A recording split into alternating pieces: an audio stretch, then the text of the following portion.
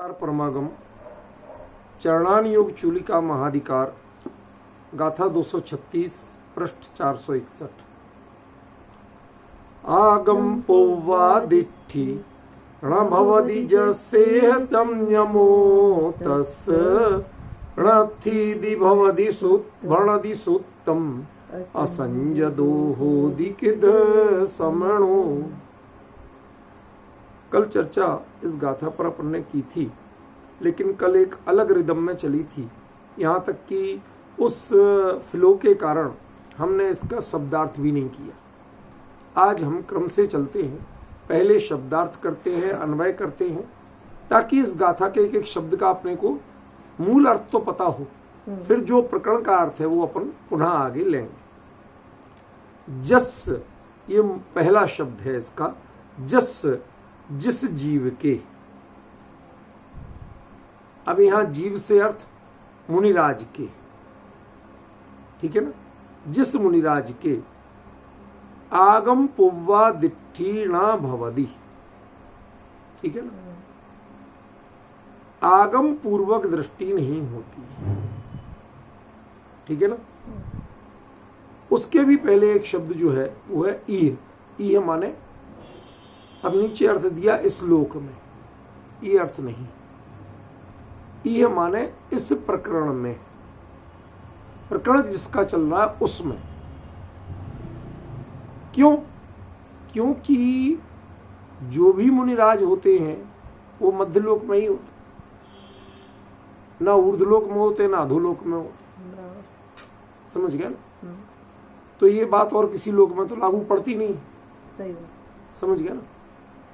लेकिन सभी मुनिराजों पर यह चीज लागू नहीं पड़ती। ये विषय जो चर्चा है आचार्य की, वह लागू पड़ेगी जो उसी भाव से मोक्ष जाने का श्रेणी आरोहण का पुरुषार्थ प्रारंभ करने वाले हैं, उन पर लागू पड़ेगी। इसलिए आचार्य देव ने बड़ा सोच समझ के शब्द प्रयोग किया। ईह माने इस प्रकरण में, ठीक है, जिनकी चर्चा हम कर रहे हैं उस प्रकरण में, उस क्रम में जिस मुनिराज के आगम पूर्वक दृष्टि नहीं होती है, तस् उनके संयमो णत्थि, संयम नहीं है। आप लोग विश्वास नहीं करेंगे, अभी आप जब आए ना, मैं कुछ लिख रहा था, मैं अभी आपको बाद में दिखा दूंगा, भेज दूंगा। मैं प्राकृत में ही लिख रहा था, मैंने यही बात लिखी जो इस गाथा में। अत्थि और हवदि, इनके बीच में क्या अंतर है। आज अच्छे अच्छे लोग नहीं जानते। होता है, ये होती है सूचना या जानकारी, और है ये है कंफर्मेशन। है में आप स्वयं जुड़ जाते, होता है ये एक जनरल जानकारी। अप्रैल महीने से गर्मी पड़ने लगती है, जनरल जानकारी, ये जनरल जानकारी। लेकिन आज बहुत गर्मी है, ये हमारी फीलिंग, ये फैक्ट। समझ गया ना। तो आचार्य ने इसमें दोनों का प्रयोग किया। ऊपर की पंक्ति में भवदी का, भवदी कहो हवदी कहो सभी का ही है, और नीचे की पंक्ति में अत्थि का। क्या इन दोनों का अंतर आप पहचान पाते हैं? ये मेरी जिज्ञासा है। आज थोड़ा वो सिस्टम काम नहीं कर रहा था, इसलिए वापस मोबाइल पे आना पड़ा। इसलिए कई लोग हमें दिख नहीं रहे जो उसमें दिखते रहते थे लैपटॉप में। मैं नवीन जी को भी ध्यान दिलाना चाहता हूँ, उनकी थोड़ी भाषा शास्त्र में रुचि है, तो मैं पूछ रहा हूँ कि आप नीचे जो अर्थ पढ़ेंगे उसमें ना भवती नहीं है, नास्ति नहीं है, दोनों का एक ही अर्थ किया कि नहीं किया? पॉइंट समझे नहीं रूपल बेन, मैं कहाँ ध्यान दिलाना चाहता हूँ। मतलब आचार्य देव ने दो अलग अलग क्रियाओं, जबकि मजे की बात यह है कि उनमें कोई छंद की मात्रा बढ़ घट नहीं रही, उतनी ही मात्राएं रणहवधि में और रणस्थी में मात्राएं नहीं बदल रही हैं, कुछ क्रम नहीं बदल रहा है। फिर आचार्य देव दो भिन्न भिन्न क्रियाओं का प्रयोग क्यों कर रहे हैं? और आप कैसे विद्वान हो जो अपने आप को विद्वान तो कहते हो, गद्दी पर बैठते हो, जिनवाणी सामने रख के दूसरों पर व्याख्यान करने लगते हो, और तुम्हें ये पता ही नहीं है कि इन दोनों में अंतर क्या होता है, इनमें से कौन सी क्रिया कब प्रयोग होना चाहिए। आचार्य ने कोई शगल नहीं किया, यूं ही नहीं कर दी, जब जो आया मूड सो कर दिया। हम कुंद कुंद को बहुत बहुत ऊंचे लेवल का विद्वान मानते हैं। जो लोग ऐसा कहते हैं कुंद कुंद को, अरे कुंद कुंद को क्या आता था, वो तो पढ़े लिखे ही नहीं थे, उन लोगों को हम नहीं कहते हैं। और हमें खेद है कि वो प्राकृत के प्रोफेसर कहलाते, अपने आप को बड़ा ज्ञानी कहते। लेकिन मैं इस चीज से बिल्कुल भी इत्तेफाक नहीं रखता। वो उनकी अपनी कमजोरी, उनका अपना पूर्वाग्रह, उन्होंने कुंद कुंद को पहचाना ही नहीं। यदि कुंद कुंद को पहचाना होता तो वो ऐसे शब्द का प्रयोग कभी नहीं करते। समझ में आया? तो मूल मुद्दे की बात समझो। कुंद कुंद ने यदि पहली पंक्ति में णा भवदी का प्रयोग किया और दूसरी पंक्ति में णा अत्थी का प्रयोग, रणत्थी का प्रयोग किया, तो इन दोनों के पीछे क्या अंतर है, क्या मर्म है?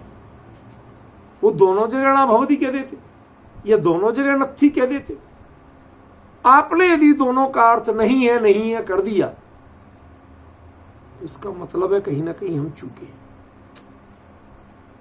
आचार्य देव ने तो कुछ बताने के लिए प्रयोग किया था, लेकिन हमने उसे समझने की कोशिश नहीं की, हमने उसका जनरलाइजेशन कर दिया।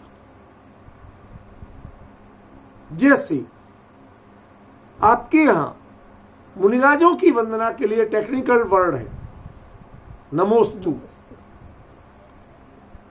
अब उसके लिए आप अनुवाद नहीं कर सकते।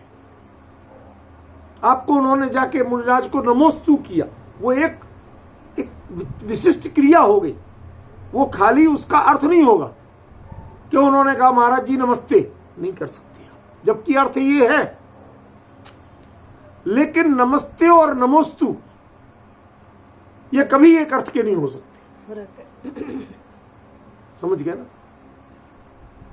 जब यदि हम कोई मुनि पद पर है और हम उसे नमस्ते कहते हैं, इसका मतलब हम उसे साधु मान ही नहीं रहे, सिर्फ साधर्मी का शिष्टाचार निभा रहे। जय जिनेन्द्र कहते हैं तो हम साधर्मी का शिष्टाचार तो निभा रहे, लेकिन हम साधु नहीं मान रहे। ये अंडरस्टूड है कि नहीं? और यदि हमने नमोस्तु कह दिया, दैट मीन्स हमने साधु मान लिया। नमस्ते कहोगे, आपके श्रद्धान में दोष नहीं लगेगा यदि वो साधु नहीं है तो, सच्चे, ठीक है ना?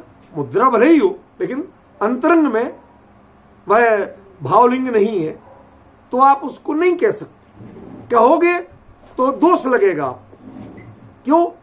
क्योंकि जो अदेव में देवपने का श्रद्धान, अगुरु में गुरुपने का श्रद्धान, सब तो मिथ्यात्व के अंतर्गत ही आता है और किसी में नहीं आता।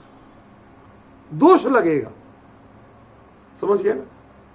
और यदि नमस्ते कहोगे तो शिष्टाचार तो हो जाएगा, लोक व्यवहार तो हो जाएगा, लेकिन श्रद्धान का दोष नहीं लगेगा। ये एग्जाम्पल है, मेरा सिद्धांत नहीं। मैं इस चीज को समझाना नहीं चाहता। ये क्या है? ये आज का विषय समझाने के लिए मैंने एक दृष्टांत लिया। एक चीज का प्रयोग कितनी दूर तक जा रहा है? नमोस्तु कहने में आपको श्रद्धान का दोष लग रहा है, सम्यक दर्शन का अतिचार हो रहा है, समझ में? और जोर दे दिया आपने तो मिथ्यात्व में बदल जाएगा। समझ गए? और दूसरा पक्ष क्या है? क्या आपने नमस्ते कहा, देखो नमः शब्द दोनों में वही है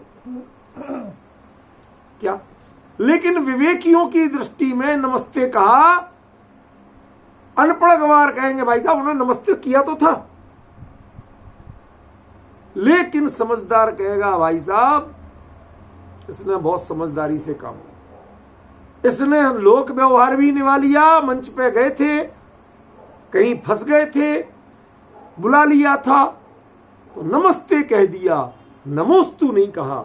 इसका मतलब जमीन आसमान का अंतर कर दिया।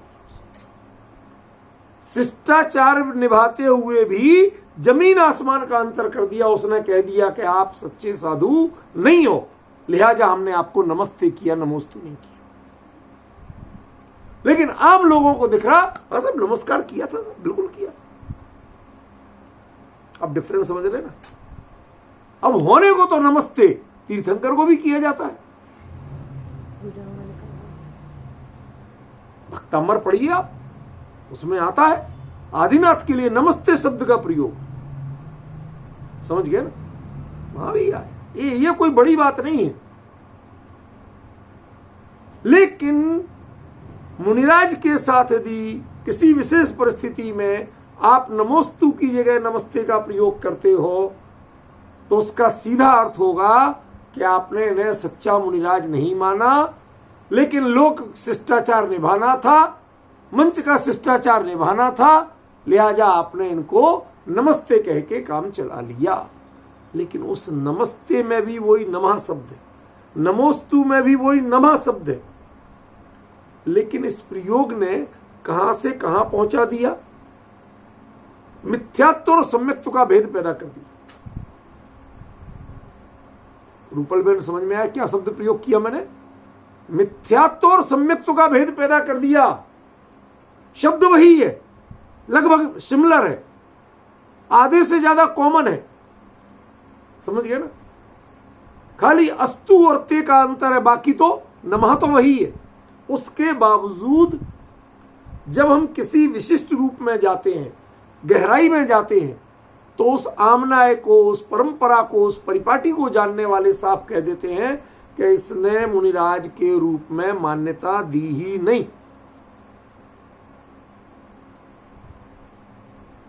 अब अंतर पड़ा।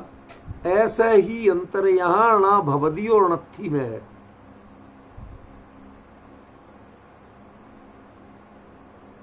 लेकिन उसको जनरलाइजेशन कर दिया गया, दोनों का एक अर्थ लिख दिया गया नीचे। दिस वेरी बिग ड्रॉबैक, बहुत बड़ी खामी है ये, बहुत बड़ी चूक है ये सामान्य बात नहीं। कोई हम नोटिस ही नहीं ले रहे। अरे भगवान, कम से कम इतना तो कोशिश करो। आप नहीं जानते प्राकृत, कोई बड़ी बात नहीं, मत जानो। इन आंखों से जितना दिखता है उतना तो देख सकते हो। इतना तो अंतर दिख ही रहा है शब्द में कि ऊपर आचार्य ना भवदी कह रहे हैं और नीचे णत्थी कह रहे हैं। इतना तो दिख रहा है ना। दो शब्द अलग अलग हैं, दो क्रियाएं अलग अलग हैं, इतना तो दिख रहा है। तो आचार्य देव ने एक के साथ णा भवदी का प्रयोग किया और एक के साथ णत्थी का प्रयोग किया। ये क्या चक्कर है? इसकी ओर आपके बुद्धि दौड़ी क्यों नहीं? आप जागरूक क्यों नहीं हुए? ध्यानाकर्षण क्यों नहीं हुआ आपको? मेरी आपत्ति यहां है। आपने दोनों का नहीं है नहीं अर्थ कैसे कर दिया? सिर्फ इसी बात को लेके लिखा है मैंने पूरा। अभी इतना बड़ा पैराग्राफ मैंने लिख के वो अपने प्राकृत डिपार्टमेंट में उस पर डाला। आज कैसे विद्वान हो आप कि जिनको णा भवदी में और णत्थी में, भवदी में और अत्थी में अंतर पता नहीं है। आप किसी की जगह किसी का प्रयोग कर देते हो। मजाक बना रखा है आपने।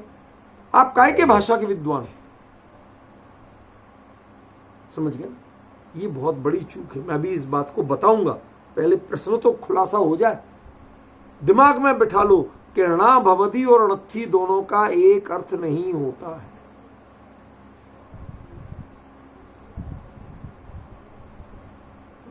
जिसके आगम पूर्वक दृष्टि नहीं है, लेकिन इह माने परिहार विशुद्धि संयम से लेकर यथाख्यात संयम श्रेणी आरोहण, ऐसे प्रसंग में जिसके नहीं है होती है। ठीक है? क्या नहीं होती है? आगम पूर्वादिष्टि। वहां पर देखो शब्द है यहां और अर्थ है वहां, नहीं समझे भाई। परिहार विशुद्धि सूक्ष्म सांप्राय यथाख्यात, ये तीनों संयम यहां होते हैं क्या? नहीं, होते ही नहीं है। ये होते तो वहां है, विधेय क्षेत्र। तो फिर ये कैसे कहा, यहां कैसे कहा? यहां माने इस प्रकरण में मैं चर्चा उनकी चर्चा कर, समझ में? हम बातचीत में कई बार ऐसा पूछते हैं, अभी मैं कहां था? कहां था माने भाई साहब एक आध घंटे से यहीं बैठे हो, कहीं नहीं गए। मैं बातचीत में कहां की बात कर रहा था, उस अर्थ में मैंने कहां था बोला है। मैं क्षेत्र से क्षेत्रांतर के रूप में कहां था नहीं बोला है। अब अंतर ख्याल में आ रहा? मैं प्रकरण मेरा क्या चल रहा था, तो यहां पर ये शब्द लोकवाची नहीं है, क्षेत्रवाची नहीं है, प्रकरणवाची है। और आपने अर्थ क्या कर दिया? लोक। अब समझ में आ रहा रूपल में? मूल गाथा में आचार्य ने बिल्कुल सावधानी से सटीक प्रयोग किया, टू द पॉइंट चल रहे आचार्य।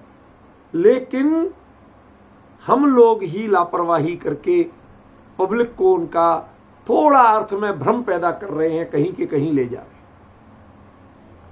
इस प्रकरण में जैसे मैंने बताया कि हम बोलते अभी मैं कहां था, कहां था क्या यहीं बैठे हुए हो? अरे भाई वो इसकी बात नहीं कर रहा हूं, मैं कहां था।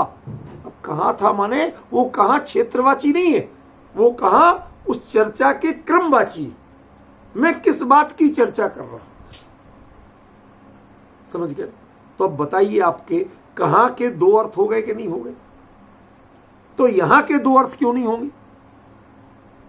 होंगे ना। तो यहां का अर्थ यहां इस लोक में नहीं है, इस प्रकरण में अर्थ क्या है और अर्थ कर क्या दिया गया। ठीक है बेटा, प्लीज फिर देखो जरा गौर करो क्या कहते हैं। इस प्रकरण में मीन्स श्रेणी आरोहण की भूमिका वाले प्रकरण में जिसके आगम पूर्वक दृष्टि नहीं होती है, ये जनरलाइजेशन है, सामान्यीकरण है। जिसके ऐसा नहीं होता है उसके ऐसा नहीं होता है, ठीक है ना। वो क्योंकि यहां वर्तमान में भरत क्षेत्र में किसी को ये चीज होनी नहीं, श्रेणी आरोहण किसी का होना ही नहीं, साथी से अप्रमत्तपना किसी के होने ही नहीं। तो इससे तो जनरलाइजेशन कहा जाएगा नियम के रूप में। लेकिन ऐसे जीव के संयमोन्नति उसके संयम भी नहीं है। अब पकड़ो किसको कह रहे हैं, अब पकड़ो किसको कह रहे हैं। ये अथी, ये प्रेजेंट की बात कर रहे हैं, फीलिंग की बात कर रहे हैं, संवेदन की बात कर रहे हैं। अस्थि विद्यमानतावाची है और होता है ये एक जनरलाइजेशन है, समझ रहे ना। ये कुंद कुंद अपने और अपने समकालीन सारे श्रमणों को जो भावलिंगी थे, द्रव्यलिंगी की बात नहीं कर रहे, उनको कह रहे हैं हमारे पास वो चीज नहीं। उस प्रकरण में तो ऐसा ही होता है, माने जिनके परिहार विशुद्धि सूक्ष्म संप्राय यथाख्यात श्रेणी आरोहण की क्रिया ये जिनके होना होती है, उनके तो आगम पूर्वक दृष्टि ही होती है। लेकिन ऐसी जिनके ये स्थिति नहीं है, उनके संयम भी नहीं है। अर्थात उस आगम पूर्वक दृष्टि का परिणाम है कि परिहार विशुद्धि सूक्ष्म सांप्राय और यथाख्यात ये तीन संयम होते हैं और ये तीन संयम हमारे यहां नहीं है। और इन तीन संयमों से जो रहित है, समझ में है ना, वो श्रमण कैसे होगा? वह तो श्रमण ही हो पाएगा विचार।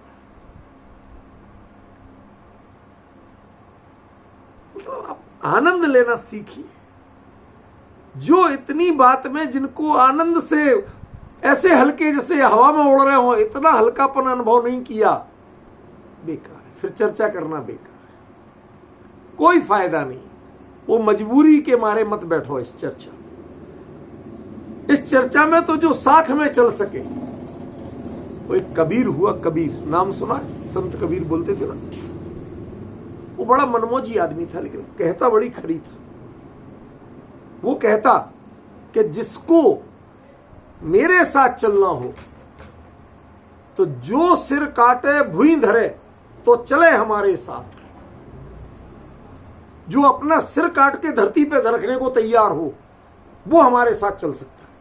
अभी सिर काट के तो चलेगा क्या, मर जाएगा वो तो। कहते नहीं, तुम जो ये मैं पना, तुमने आज तक जिस जिस चीज में मैं पना लादा हो, मैं सेठ हूं, मैं पुरुष हूं, मैं गोरा हूं, मैं काला हूं, मैं पंडित हूं, जितने जिन जिन चीजों में मैं पना लादा है, जिनसे तुम गर्व से अकड़ते हो, गौरव करते हो, उसको कहा सिर।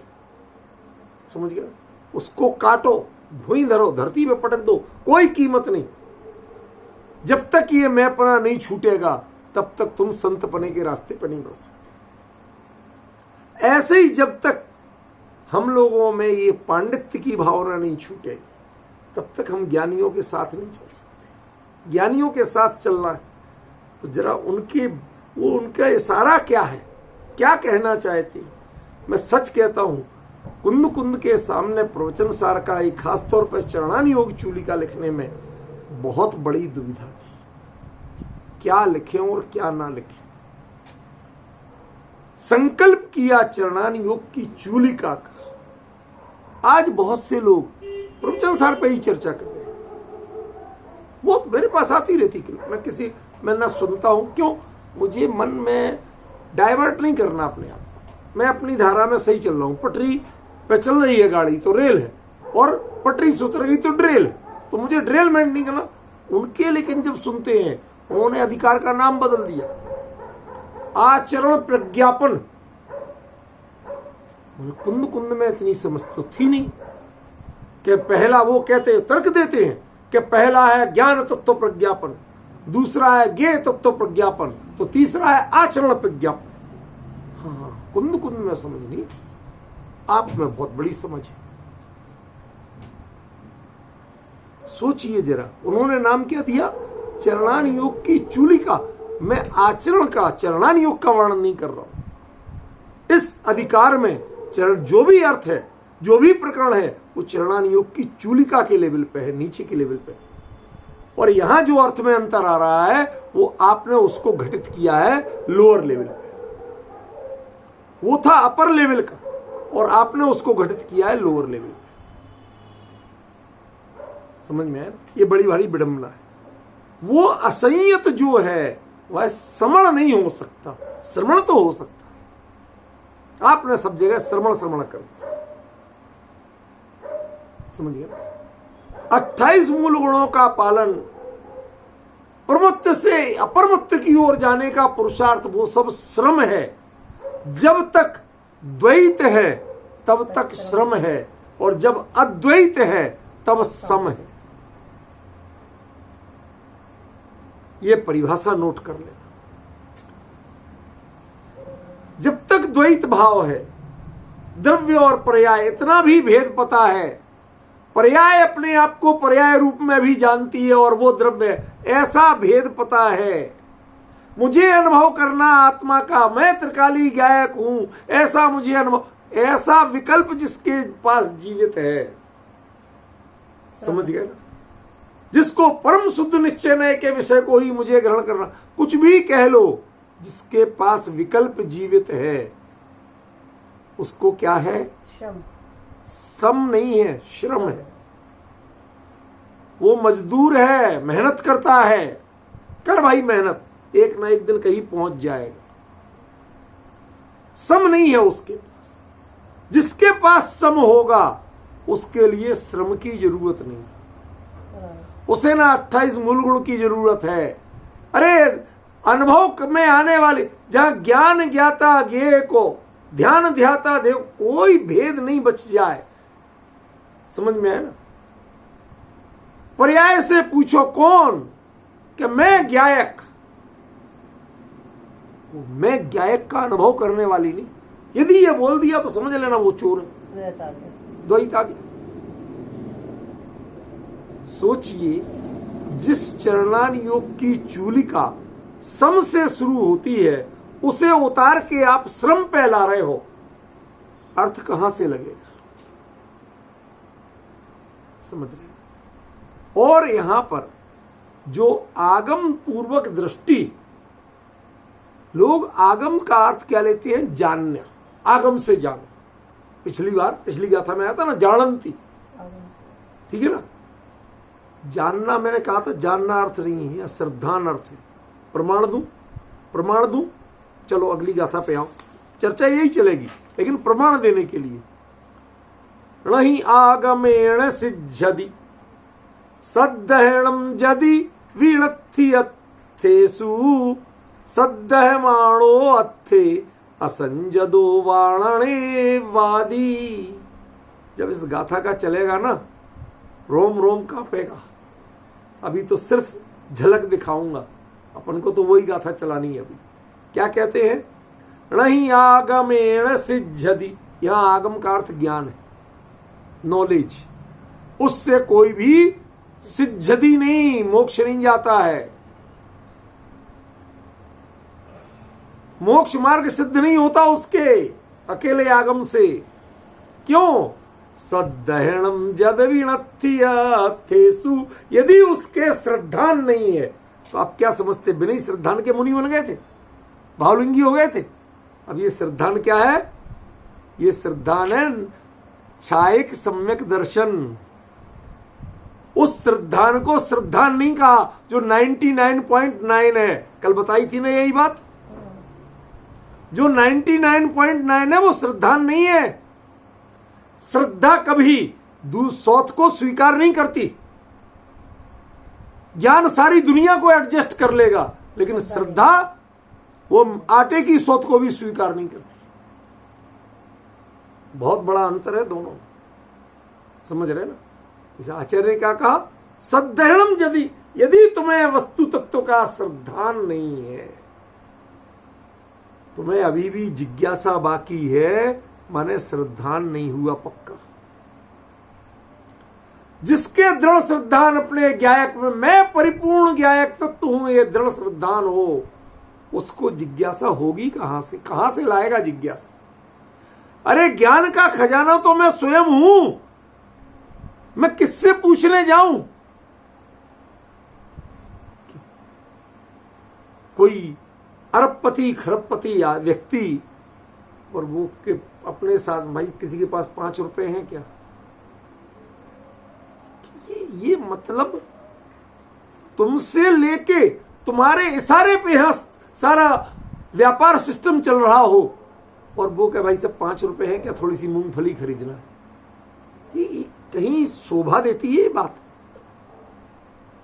तो तुम स्वयं जो अनंत ज्ञान के निधान तत्व, तुम्हें जिज्ञासा हो जाए, तुम किसी से पूछना चाहो, जानना चाहो, कि इससे बड़ा अपराध कुछ और होगा?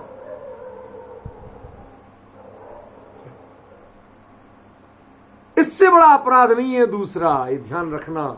इसलिए यहां क्या कहा? नहीं आगमेण सिद्ध्यति सद्धरणम जद विणत्थियत्थेषु, यदि तुम्हें वस्तु तत्व में श्रद्धान, या श्रद्धान माने छायक सम्यक दर्शन, या श्रद्धान का अर्थ अकेला सम्यक दर्शन नहीं है, श्रद्धान नहीं है। और सद्धमाणो जीवो, देखो आपको तो मतलब जमीन छूट जाए, हवा में उड़ जाओ, ऐसी बात आ रही है। सद्धमाणो जीवो, छायक सम्यक दर्शन भी ले लिया तो भी असंजदो वा, फिर भी यदि वो असंयत है तो वादी, ये असंयत है माने 3 संयम नहीं लिए, परिहार विशुद्धि सूक्ष्म सांप्राय यथाख्यात, ये नहीं लिए तो वो मोक्ष में नहीं जा सकता। कुंद छायक सम्यक दर्शन वाले हुए थे, श्रद्धा मानो, मैं श्रद्धावान हूं, पर अभी क्योंकि साहब ये कुंद को असंयत कह रहे, संयम नहीं। समझ नहीं सकते आप ये किस लेवल की चर्चा है। पहले अपने आप को उस लेवल पर उठाओ, तब समझ में आना शुरू होगी। ये एवरेस्ट है, ये गली कूचों से दिखाई नहीं देती, इसके लिए उस हाइट पे पहुंचना पड़ेगा जहां से एवरेस्ट दिखाई दे। समझ में आ रहा है क्या अंतर है? असंजदो वाणिवादी, यदि श्रद्धावान है पर वह असंयत है तो निर्वाण को प्राप्त नहीं कर सकेगा, उस भाव में मोक्ष नहीं जा सकता। अब समझ में आ रहा क्या लेवल है? तो आगम पूर्वक दृष्टि का अर्थ श्रद्धान है, ज्ञान नहीं, नॉलेज नहीं। जबकि आप पढ़ेंगे, आचार्य बड़े हैं, किसी का नाम नहीं लेना चाहिए, जब आप पढ़ेंगे तो पता क्या अर्थ किया इसका? तर्क और अनुमान ज्ञान जिनके नहीं है, व्याप्ति ज्ञान जिनके नहीं है, अन्वय और व्यतिरेक व्याप्ति जिनको नहीं आती है, पिछली गाथा में ये अर्थ किया गया। रूपल बहन, कभी कभी बड़ा दुख होता है, सबसे बहुत महिमा है मुझे उन आचार्यों की, सभी व्याख्याकारों की, लेकिन जब कुंद कुंद के ताल में ताल मिलती नहीं दिखती है तो मन में अपने आप पर अपना दुर्भाग्य मानता हूं कि अब ना तो मैं कुंद कुंद के अभिप्राय को छोड़ सकता हूं, उसे विपरीत नहीं कह सकता, लेकिन इतने बड़े आचार्यों से कैसे ये बात इस रूप में कह दी गई? आगम पूर्वक दृष्टि का अर्थ व्याप्ति ज्ञान, अन्वय व्याप्ति, व्यतिरेक व्याप्ति जिसके नहीं, होने पे होना, नहीं होने पे नहीं होना, जो नहीं जानते निर्णय नहीं कर। अरे भाई क्या चर्चा कर रहे आचार्य, वो कहां खड़े होके बोल रहे ये तो सोचो। बहुत सारे लोग इसी बात पे विरोध कर रहे हैं, अरे साहब वो तो ऐसा, मैं किसी को कुछ नहीं कह रहा हूं, उसके बावजूद उन सब आचार्यों को मैं त्रिवार नमोस्तु करता हूं, त्रिवार नमोस्तु करता हूं। कोई मन में उनके व्यक्तित्व के प्रति कोई शंका नहीं है, लेकिन मेरे लिए चिंता है थोड़ी सी कि काश आपके इस लेखनी से कुंद कुंद के शास्त्र का कुंद कुंद के हृदय के अनुसार व्याख्यान हुआ। देखिए हर गाथा में आगे वो बात उसी क्रम पे कहते जा रहे हैं। आज 2 गाथा पहले अपनी चर्चा आई थी कि आगम दृष्टि का मतलब क्या? केवली की दृष्टि नहीं, दृढ़ सिद्धांत। अपने स्वरूप में आप उतरना चाहते हो, श्रेणी आरोहण करना चाहते हो, दृढ़ श्रद्धान के बिना जो केवली ने कहा वैसा ही होगा, उतर जाओ। मुड़ के देखने की जरूरत नहीं है, झांकने की जरूरत नहीं है अंदर वैसा है कि नहीं है, बिल्कुल कंफर्म। समझ में यही बात आई थी 3 दिन पहले, वही वहां श्रद्धान की बात आई थी, यहां आ गई ना श्रद्धान की बात। बहुत कई बार मुझे ऐसा लगता है कि मैं कैसे बोल जाता हूं। मैं मानता हूं स्थूल डिक्शनरियों में और आम कोश ग्रंथों में इन शब्दों का ये अर्थ नहीं है जो मैं कर रहा, पर वो मैं तो कर ही नहीं रहा हूं ना। कुंद कुंद ने उसके लिए बाकायदा पॉइंट टू पॉइंट संकेत किए हुए हैं कि इसका ये अर्थ करना, दूसरा अर्थ मत करना। वो चेंज कर करके बता रहे हैं। जैसे एक जैन होगा तो नमोस्तु और नमस्ते में अंतर तुरंत पहचान जाएगा, ऐसे यदि तुम्हें थोड़ा भी भाषा ज्ञान होगा तो रणा भवदी और रणथी में अंतर तुम तुरंत पहचान जाओगे। तुम नहीं पहचान पा रहे हो, आचार्य ने स्पष्ट संकेत किया और तुम नहीं पहचान पा रहे हो। मुझे इस बात का दुख है। कैसे तुम उस भाषा के विद्वान हो, हमें इस बात का दुख है। समझ में आ रहा है क्या गजब बात कही। लौट के उसी गाथा पे आ जाइए, वो तो आगे की हमने खाली संकेत करना था। अब देखिए, आगम पुव्वा दिट्ठी न भवति जस्से संयमो तस् णत्थीदि भवति सुत्तम असंजदो होदि किद समणो। क्या गजब किया आचार्य देव ने, गजब किया, अद्भुत। आपको लगता होगा क्या हो गया, आप बताते तो कुछ है नहीं, अद्भुत अद्भुत क्या करूं मैं, मुझे वो सारी चीजें ऐसी परोस जैसे पूरा 56 व्यंजन का थाल लगा रखा हो, ऐसे हर चीज एकदम क्लियर हो रही है, मैं क्या बोलूं, देख देख के खाली प्रशंसा निकल रही है। जैसे वो पकवानों की खुशबू आती है तो वाह निकलता है और कुछ नहीं निकलता है, फिर आप डिस्क्रिप्शन नहीं देते कि ये वाह किसके लिए निकली, समझ गए ना, वो ऑन दी होल। ऐसे इसमें गाथा में किस शब्द के लिए मैं कहूं, हर चीज हर वाक्यांश इतना सटीक प्रयोग किया है आचार्य ने कि उसके लिए मंत्र मुग्ध होकर एक ही शब्द निकलता है, भगवान आपने क्या कह दिया, हम कैसे नहीं समझ पाए आज तक ये, समझ गए। यह इस प्रकरण में, इस लोक में नहीं, इस प्रकरण में, किस प्रकरण में, जो चरणानी योग की चूलिका का प्रकरण है। कुंद कुंद 7वें गुण स्थान की भूमिका जानने के लिए वहां नहीं गए थे, स्वस्थान से सातिशय होने में क्या अंतर आता है जानने के लिए वहां गए थे, क्योंकि चारित्र में तो वर्धमान चारित्र रहा उनके पूरे जीवन, कभी हीयमान चारित्र नहीं रहा, अवस्थित नहीं रहा, अनवस्थित नहीं रहा। चार का अंतर जानती हो, वर्धमान, हीयमान, अवस्थित, अनवस्थित, क्या होता है अर्थ नहीं पता, सुनो भाई, सबको तो पता चलना चाहिए ना, जितने लोग सुन रहे।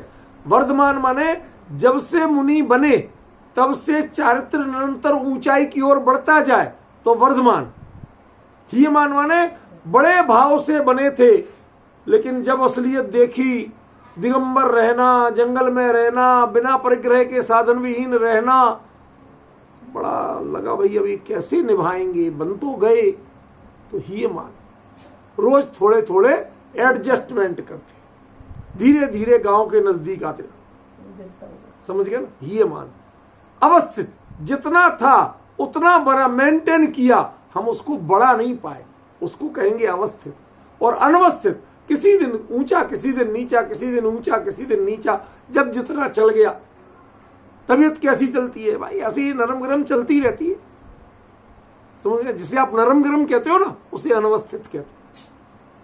कभी लगता है कि तबीयत बहुत बढ़िया है, अगले दिन लगता है अरे यार बिल्कुल ढीली चल रही है, समझ गए ना, ये है अनवस्थित। लेकिन कुंद कुंद कौन थे, वर्धमान चरित्र के धनी थे, क्योंकि रिद्धियां मात्र वर्धमान चरित्र के धनियों को ही प्रकट होती, समझे, साथ साथ रिद्धियों के धनी थे कुंद कुंद। तो वर्धमान चरित्र के धनी होते हुए भी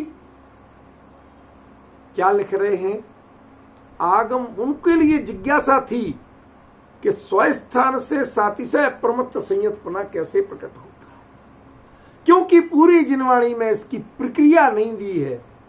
ये तो दिया है कि जब ये होता है तो कर्मों की स्थिति क्या होती है, वो केवली को दिखती है, हमें तो कर्म दिखते ही नहीं, तो हम कैसे समझे कि हमें क्या होगा, हमें वो हो रहा है नहीं हो रहा, हम कैसे समझे, समझ गए।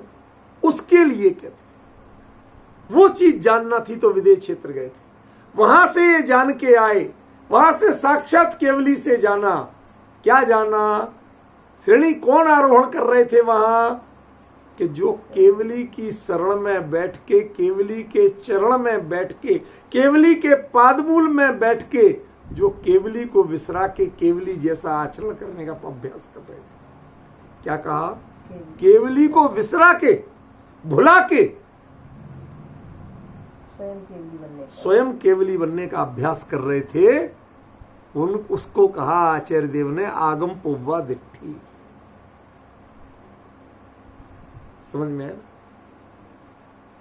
क्यों, पहले उनको उनके घर में नहीं थी ये दृष्टि, आए केवली के पास, आगम के पास आए, और आगम के पास आकर के वो दृष्टि प्राप्त की, आगम पूर्वक दृष्टि।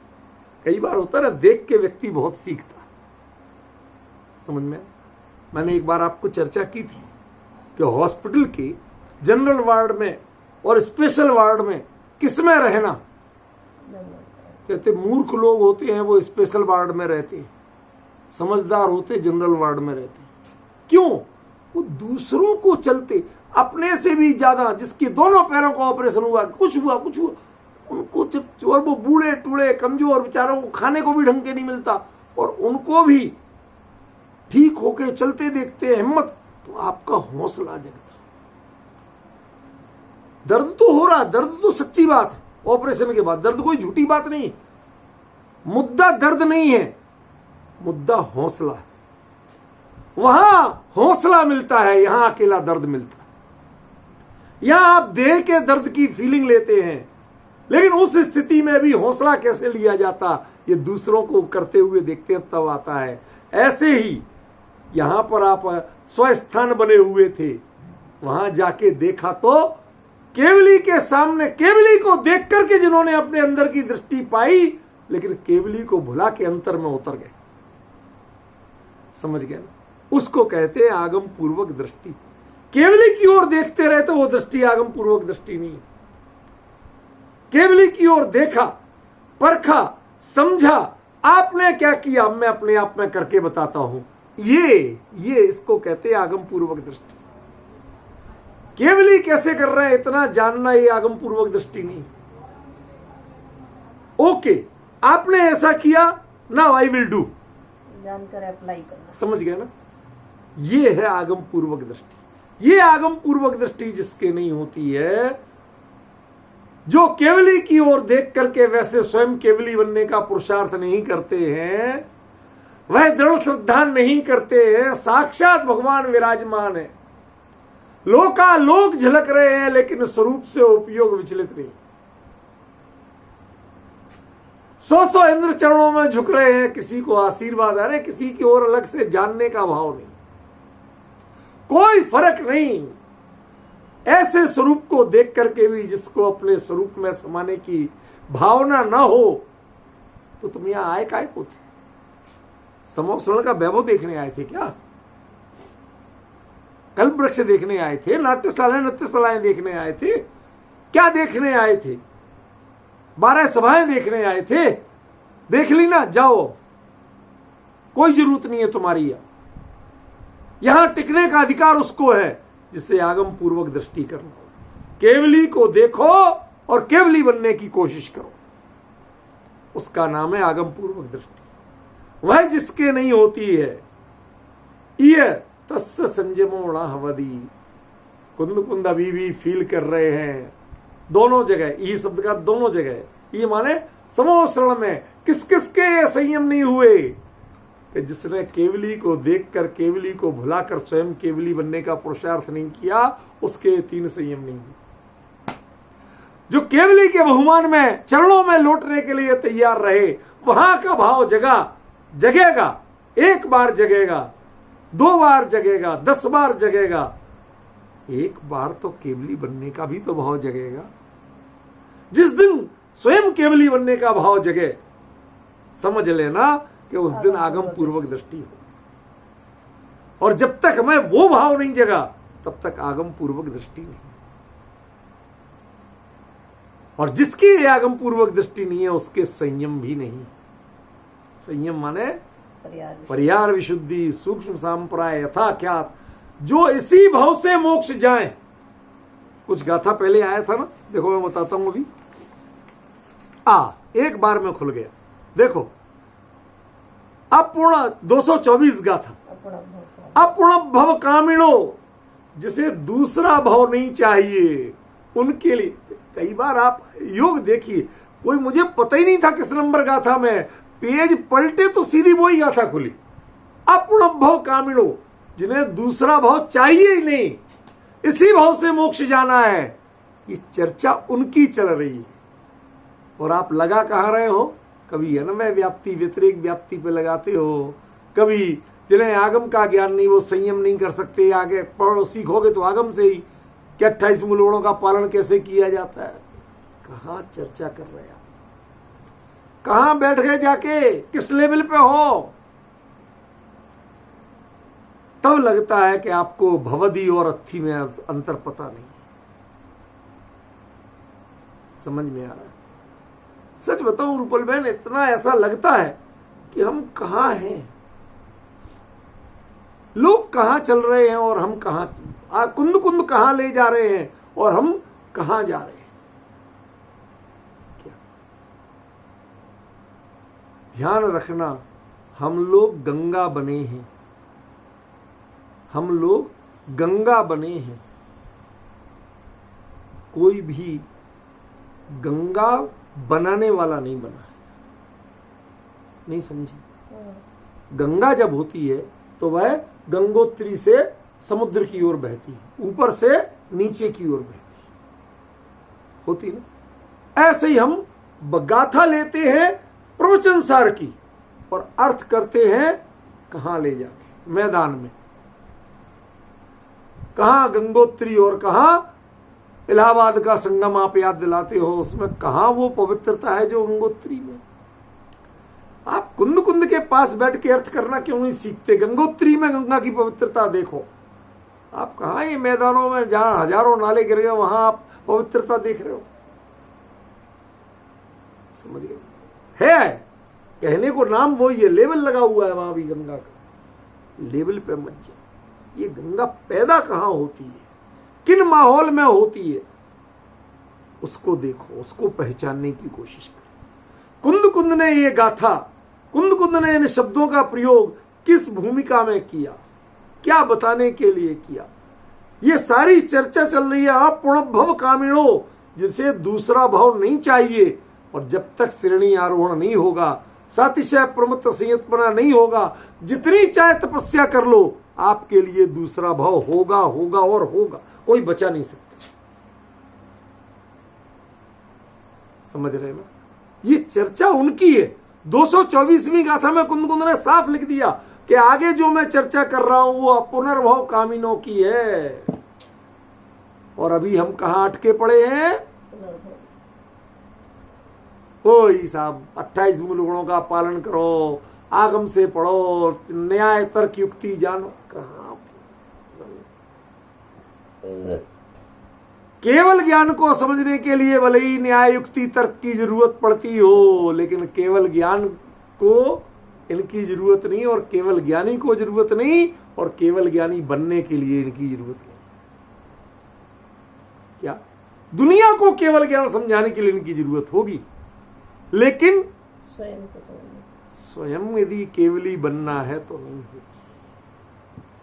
ये क्षयोप समझना तो क्षयोपशम का कार्य हो सकता है, ये क्षयोपशम का व्यापार नहीं है, ये तो साधना का व्यापार है। सिद्धि चाहिए आपको तो जो प्रयास करना पड़ेंगे सिद्धि के लिए, नॉलेज से काम नहीं चले। वो भी नॉलेज माने जनरल नॉलेज, उससे काम नहीं चलेगा। हमने क्या किया आज तक? General knowledge. एक बात आती है, प्रमाण इकट्ठे, कहा किसने, आचार्य ने क्या लिखा, वो भूल जाओ किस आचार्य ने क्या लिखा। कुंद कुंद क्या कह रहे, बस यही ध्यान दो। वो कहां ट्विस्ट पैदा कर रहे हैं, कहां चेंज कर रहे हैं, उस चेंज को पकड़ो, तुम्हें सब कुछ समझ में आना शुरू हो। जब उन्होंने ना भवदी औणत थी ये चेंज किया, और आपने नीचे अर्थ दोनों का नहीं है कर दिया, माने आपने पूरे ही चूक गए। आप कुंद कुंद के नजदीक नहीं पहुंच पाए, पहचानने की कोशिश नहीं की आपने कि आचार्य क्या कहना चाहते, आप कहां खड़े हो और आचार्य कहां से बोल रहे थे। कभी कभी जो वादियां होती ना, घाटियां, वैलीज, उनमें आवाज जब हम बोलते हैं ना, तो आवाज चारों ओर से सराउंडिंग घूम के आती। कभी लगता है इधर से आई, कभी लगता है इधर से आई, कभी लगता, आपको भ्रम होता है। वो जो वहां रहते हैं वादियों में, वो पहचान जाते हैं कि आवाज कहां से आई, क्योंकि उनको वादियों की आवाज का अभ्यास है। और आपके लिए सब गूंजती हुई लगती है, आपका दिमाग घूम जाता है, चारों ओर से आती हुई लगती है। समझ गए? ये वही चक्कर है, आप पहचान नहीं पा रहे कुंद कुंद कहां से बोल रहे। समझ में आया? क्या गजब है। रणथी यदि भवदी सुक्तम, ये भगवान ने साक्षात कहा है कि ऐसा नहीं है। उसके जिसके आगम पूर्वक दृष्टि नहीं है, नहीं होती है, उसे संयम है ही नहीं, है ही नहीं। ये व्यक्तिवाची हो गया, इसमें वो स्वयं जुड़ गया। नहीं होती है, ये जनरलाइजेशन हो गया। इस जनरलाइजेशन और एक प्रैक्टिकल पर्सनलाइजेशन, इस जनरलाइजेशन और पर्सनलाइजेशन का अंतर जो नहीं समझ पाते हैं, वो ऋणा भवदी और नत्थी का अर्थ नहीं समझ पाते। यदि आप फील कर सकते हो कि कोई बात जनरलाइजेशन पे है, कई बार होती है, कोई बात कही गई और जब तक वो कमी आप में भी है, वक्ता बोल रहा है, लेकिन जब तक आपको पक्का भरोसा है कि मैं इससे कभी जीवन में मिला नहीं, ये मुझे जानता नहीं, इसे मेरी कमी पता नहीं, ये जनरलाइजेशन की बात कर रहा है, तो आपको कहीं हर्ट नहीं करती वो बात। लेकिन जब आप ये जानते हैं कि आज सुबह ही इसने आपको करते देख लिया था कोई भूल, और ये अभी वही चर्चा कर रहा है, तो आप कहाँ लेते हैं? पर्सनलाइजेशन में लेते हैं, आप जनरलाइजेशन में नहीं लेते। ये अंतर फील करते हो? जब आपको लगता है मुझे देख के ही बोल रहा है, तो हर शब्द यहां चुभता हुआ लगता है, यहां खटकता हुआ लगता है, कानों से अंदर जब जाता है तो पिघले हुए शीशे की तरह जाता है, उठ के भागने का मन करता है, या सीधे चरणों में जाके बिछ के माफी मांगने का मन करता है। दो ही गति हो सकती है, तीसरी गति नहीं। क्या रूपल बहन समझी? क्या हो सकता है? या तो उठ के भागने का मन करेगा जब पर्सनलाइजेशन होगा, और या चरणों में बिछ के माफी मांगने का मन करेगा, सुधरने का मन करेगा। तीसरा नहीं हो सकता। जबकि जनरलाइजेशन में ठीक है, पता नहीं लोग अड़ोस पड़ोस में दिखते किसके लिए कह रहे, सब में वो कमियां दिखती हैं, मुझे तो ये जानते ही नहीं, मेरी कैसे बताएगा? केवली सबको जानते हैं, किसको नहीं जानते। ये बात रथिति भवदे बढ़दी सुत्तम, ये तो साक्षात सूत्र में दिव्य ध्वनि है। सूत्र का अर्थ दिव्य ध्वनि है। ये मैं साक्षात सुन के आया हूं। श्रीमंद परमात्मा ने साक्षात बताया कि जिसके आगम पूर्वक दृष्टि नहीं बनी, उसके लिए संयम नहीं हो सकता। जिसके लिए इतना अनन्य श्रद्धा नहीं हो, इतना उग्र पुरुषार्थ, इतना समर्पण नहीं हो, ये 99.9 वाली बात मत करना, सिर्फ 100% वाली बात करना। समझ में? वो जिसके हो उसके ही संयम होता है, उसके वो परिहार विशुद्धि के रास्ते पर बढ़ता है। सामान्य जीव परिहार विशुद्धि के रास्ते पर नहीं बढ़ते बहन, नहीं बढ़ते। मैंने कहा था कि आगे धीरे धीरे परिहार विशुद्धि खुलेगा आपके सामने, सूक्ष्म संप्रदाय खुलेगा आपके सामने, तब समझ में आएगा ये है क्या। जिन रूपों को आपने किसी परिभाषा में नहीं पढ़ा होगा, वो प्रवचन सार में मिलेंगे और प्रैक्टिकल मिलेंगे, आप समझ पाओ तो है। क्यों? क्योंकि उन्होंने इस तरह से घुमा के क्यों बात की? क्यों? क्योंकि यदि इनको परिभाषा बना देते, सीधे सीधे शब्दों में कह देते, तो एक समस्या आती कि बाकी आचार्यों ने जो इनकी परिभाषा दी थी ना, उससे विरोध पैदा हो जाता। साहब उन्हें तो कहीं नहीं, इसलिए उन्होंने संकेत में सब कुछ कह दिया, सीधे सीधे परिभाषा बना के नहीं कहा। अब तुम समझ जाओ तो समझ जाओ, नहीं समझ जाओ तो तुम्हारा भाग्य।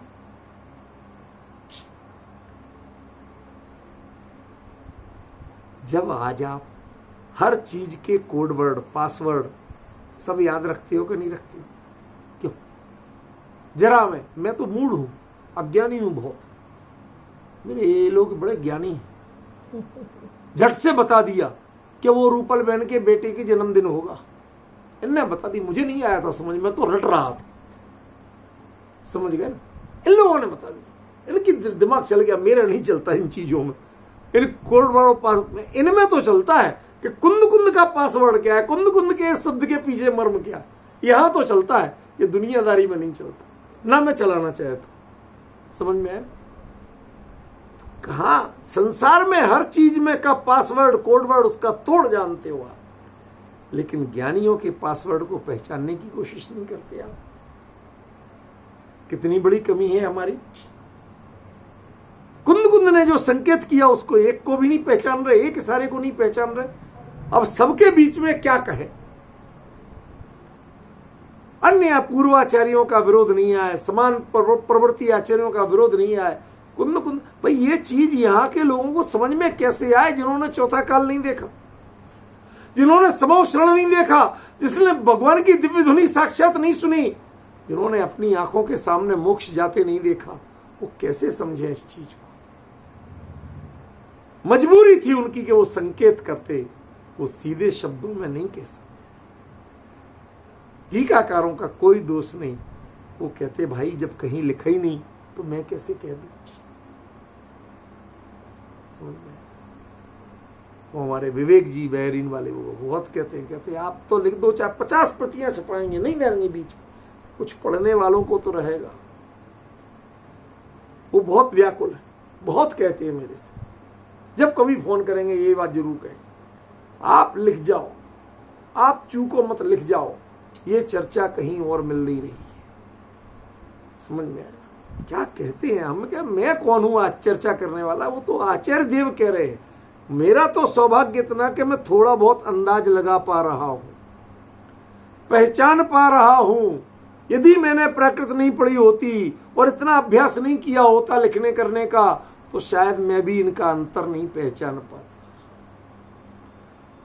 ये सौभाग्य है कि मैं पहचान पा रहा हूं कि णत्थी और णभवदी में क्या अंतर होता है। णभवदी जनरलाइजेशन है और णत्थी ये पर्सनलाइजेशन। अब यदि जनरलाइजेशन और पर्सनलाइजेशन का अंतर जो नहीं जानते हैं, वो णभवदी और णत्थी का अंतर नहीं पहचान सकते। सच बताऊं, आगे बढ़ने का मन नहीं कर रहा। मन करता किसी तरह आप लोगों के दिमाग में, हृदय में बिठा दूं कि कैसे दिखाऊं कि ये तो णभवदी है और ये णत्थी। समझ में आया? क्या गजब अर्थ है इसका। आगम पुव्वा दिट्ठी णभवदी जस्से संयमो तस्य णत्थी दी भवती सुक्तम हणदी सुक्तम। कहते अरे साहब, मैं गया, कुंद खुद कह रहे, मैं गया, भगवान से पूछा, भगवान अपनी ओर से जब से ये संयम के उपकरण हाथ में आए हैं तब से कभी असंयमाचरण नहीं किया। मैं कहीं भ्रम में तो नहीं हूं। सुत्तम भणदी भगवान की दिव्य ध्वनि में आता है कि आगम पुव्वा दिट्ठी जस्सणा भवदी तस्य संयमो णत्थी। कहते जिसके आगम पूर्वक दृष्टि नहीं होती है ना कुंद, उसके संयम नहीं है। नहीं होता है की बात नहीं, यहां पर नहीं है, पर्सनलाइजेशन है, और ना भवदी जनरलाइजेशन। इति सुत्तम भणदी। अरे सूत्र कहीं बोलता है? आप तो सूत्र तो लिखे हुए को मानते हो, सूत्र कहीं बोलता है? हाँ, बोलने का नाम ही सूत्र है, लिखे हुए का नाम सूत्र नहीं। ये चीज नोट कर लेना। जो बोला जाता है, केवली परमात्मा तीर्थंकर सर्वज्ञ देव समोसरण में विराजमान, इतने इतने गणधर 100 इंद्रों के बीच में, 12 सभाओं के बीच में, गंधकुटी में विराजमान, स्वरूप में लीन होकर के जो वस्तु स्वरूप का प्रतिपादन उनके श्रीमुख से, उनके सर्वांग से निश्रित होता है, वो जो बोलते हैं वही उसका नाम सूत्र है। जो लिखा पढ़ा सुनाया गया उसका नाम सूत्र है। इतनी भड़री सुत्तम, ये दिव्य ध्वनि कहती है। यहाँ सुत्तम का अर्थ दिव्य ध्वनि है। यहाँ दिया गया सुत्तम आगमा। भाई कहीं के कहीं पहुंच गए, समझी? क्षमा करें, समय हो गया, बात पूरी आज भी नहीं हो पाई, कल देखें।